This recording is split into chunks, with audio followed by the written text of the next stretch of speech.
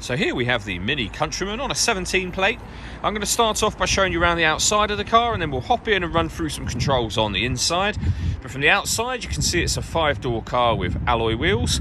Let's start off inside the boot and then work our way around the rest of the car from there. As we approach the back of the car, you'll see we have reversing sensors, plenty of boot space as well, along with those 3 individually folding rear seats should you wish to increase this space even further.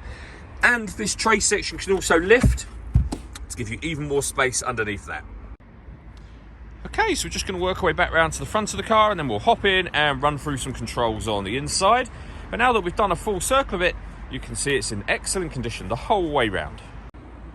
Just briefly before we climb in, I think it's well worth seeing the interior from this exterior point of view. There's plenty to run through on the dashboard, so let's hop in and we'll do that now. Okay, now that we're inside the car, we're going to start with the dials. On the left-hand side, we have the rev counter, we have the speedometer in the middle, and on the right-hand side, the fuel gauge. Also in the middle, you can see the total miles for this car, which are 13,742. You can change information displayed above that by pressing a button on the end of the indicator stalk for various bits of info, including a digital readout for the speedometer. If we back out to the steering wheel, on the left-hand side, we have cruise control and speed limiter, and on the right-hand side, we have stereo and phone controls.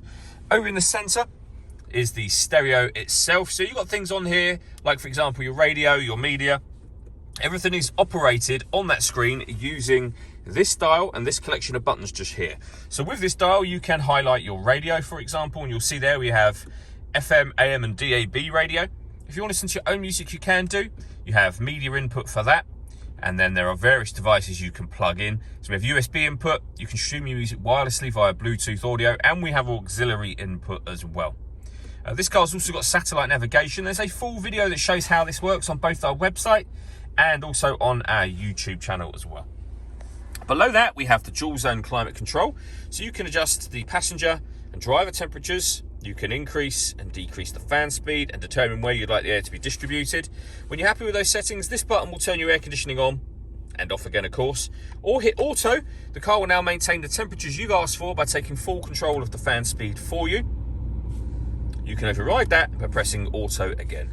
We have a heated driver's seat and heated passenger seat, both with 3 different heat settings on each. Beneath that, this button will start and stop the engine. We can turn off the traction control. And we can turn off the stop and start. This car is designed to cut out when it's stationary in traffic to save you fuel. That system is off when that light shows at the end just there.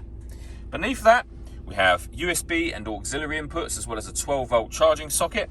We then have a 6-speed manual gearbox and the buttons that I went through just a moment ago, and an electronic handbrake as well.